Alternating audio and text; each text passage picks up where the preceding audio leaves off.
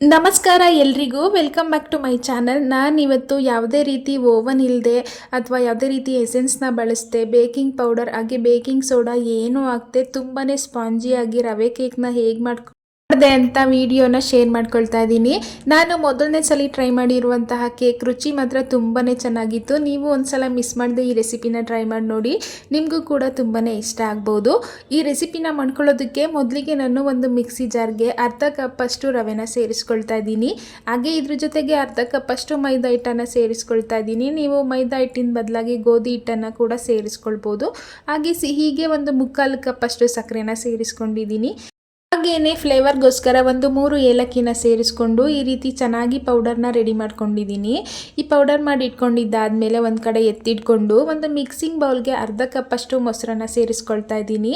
ಹಾಗೆ ಇದ್ರ ಜೊತೆಗೆ ಒಂದು ಅರ್ಧ ಕಪ್ಪಷ್ಟು ಎಣ್ಣೆನ ಕೂಡ ಸೇರಿಸ್ಕೊಳ್ತಾ ಇದ್ದೀನಿ. ಇದೆರಡನ್ನು ಚೆನ್ನಾಗಿ ಬೀಟ್ ಮಾಡ್ಕೊಳ್ಳೋಣ. ಯಾರಾದರೂ ಹೊಸದಾಗಿ ನಮ್ಮ ವಿಡಿಯೋನ ನೋಡ್ತಾ ಇದ್ದರೆ ನಮ್ಮ ಚಾನಲ್ನ ಸಬ್ಸ್ಕ್ರೈಬ್ ಮಾಡಿಕೊಂಡು ಸಪೋರ್ಟ್ ಮಾಡಿ. ಈ ರೀತಿ ಚೆನ್ನಾಗಿ ಬೀಟ್ ಮಾಡ್ಕೊಂಡಿದ್ದಾದಮೇಲೆ ಇದಕ್ಕೆ ನಾವು ಗ್ರೈಂಡ್ ಮಾಡಿ ಇಟ್ಕೊಂಡಿರುವಂತಹ ಪೌಡರ್ನ ಸೇರಿಸ್ಕೊಂಡು ಈ ರೀತಿ ಜರ್ಡಿ ಮಾಡ್ಕೊಳ್ತಾ ಇದ್ದೀನಿ. ರುಚಿ ಅಂತೂ ತುಂಬಾ ಚೆನ್ನಾಗಿತ್ತು. ನೀವು ಒಂದ್ಸಲ ಕೇಕ್ ಮಾಡೋಕ್ಕೆ ಬರಲ್ಲ ಅಂದರೆ ಈ ರೀತಿಯಾಗಿ ಟ್ರೈ ಮಾಡಿ ನೋಡಿ, ನಿಮಗೂ ಕೂಡ ಇಷ್ಟ ಆಗುತ್ತೆ. ಈಗ ಇದ್ರ ಜೊತೆಗೆ 1 ಟೇಬಲ್ ಸ್ಪೂನಷ್ಟು ಹಾಲಿನ ಪುಡಿನ ಸೇರಿಸ್ಕೊಂಡು ಚೆನ್ನಾಗಿ ಈ ರೀತಿಯಾಗಿ ಮಿಕ್ಸ್ ಮಾಡ್ಕೊಳ್ಳೋಣ. ಕೇಕ್ ಅಂದರೆ ಮಕ್ಕಳಿಗೆ ತುಂಬಾ ಇಷ್ಟ ಆಗುವಂತಹ ರೆಸಿಪಿ. ಅದನ್ನು ಹೊರ್ಗಡೆಯಿಂದ ತಂದುಕೊಡೋ ಬದಲು ಮನೆಯಲ್ಲೇ ಇರುವಂತಹ ಪದಾರ್ಥಗಳನ್ನ ಯೂಸ್ ಮಾಡಿಕೊಂಡು ಈ ರೀತಿಯಾಗಿ ಮಾಡಿಕೊಡಿ.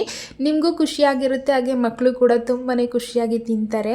ಈ ರೀತಿ ಎಲ್ಲನೂ ಚೆನ್ನಾಗಿ ಮಿಕ್ಸ್ ಮಾಡ್ಕೊಳ್ಬೇಕಾಗುತ್ತೆ. ನೀವು ಇವಾಗ ನೋಡ್ತಾ ಇರ್ಬೋದು ಕನ್ಸಿಸ್ಟೆನ್ಸಿ ಸ್ವಲ್ಪ ಗಟ್ಟಿ ಅಂತ ಅನ್ನಿಸ್ತಾ ಇದೆ. ಹಾಗಾಗಿ ನಾನಿವಾಗ ಇದಕ್ಕೆ 1 2 3 ಟೇಬಲ್ ಸ್ಪೂನಷ್ಟು ಹಾಲನ್ನು ಸೇರಿಸ್ಕೊಂಡು 1 ಸ್ಪೂನಷ್ಟು ಈನೋ ಪೌಡರ್ನ ಕೂಡ ಸೇರಿಸ್ಕೊಂಡಿದ್ದೀನಿ. ಇವಾಗ ಇದನ್ನು ಇನ್ನೊಂದು ಸಲ ಚೆನ್ನಾಗಿ ಮಿಕ್ಸ್ ಮಾಡ್ಕೊಳ್ಳೋಣ.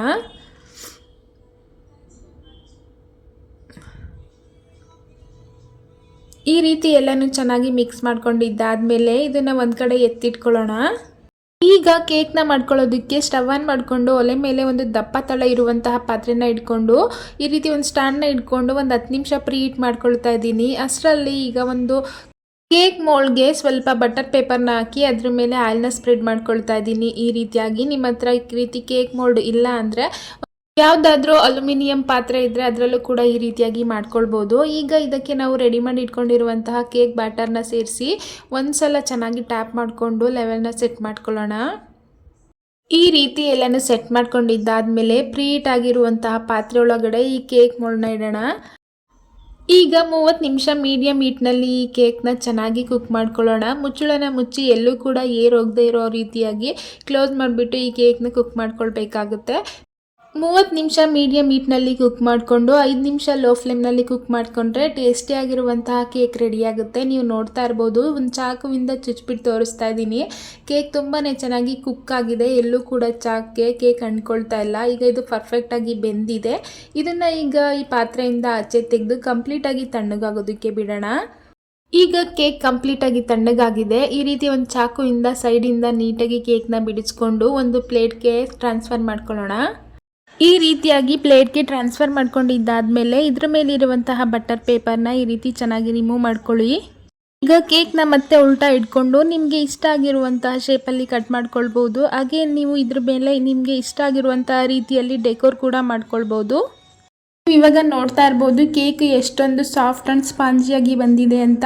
ಮನೆಯಲ್ಲಿ ಇರುವಂಥ ಇಂಗ್ರೀಡಿಯೆಂಟ್ಸ್ನ ಯೂಸ್ ಮಾಡಿಕೊಂಡು ಇಷ್ಟೊಂದು ಚೆನ್ನಾಗಿ ಕೇಕ್ ಮಾಡ್ಕೊಳ್ಬೋದು ಅಂದರೆ ನೀವು ಕೂಡ ಟ್ರೈ ಮಾಡ್ಬೋದಲ್ವಾ.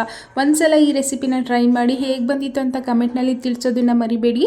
ವಿಡಿಯೋ ಇಷ್ಟ ಆಗಿದ್ರೆ like, share, comment and subscribe ಮಾಡ್ಕೊಳ್ಳೋದನ್ನು ಮರಿಬೇಡಿ. ಮತ್ತೆ ಮುಂದಿನ ವಿಡಿಯೋದಲ್ಲಿ ಇನ್ನೊಂದು ಹೊಸ ರೆಸಿಪಿ ಜೊತೆ ಸಿಗ್ತೀನಿ. Thanks for watching.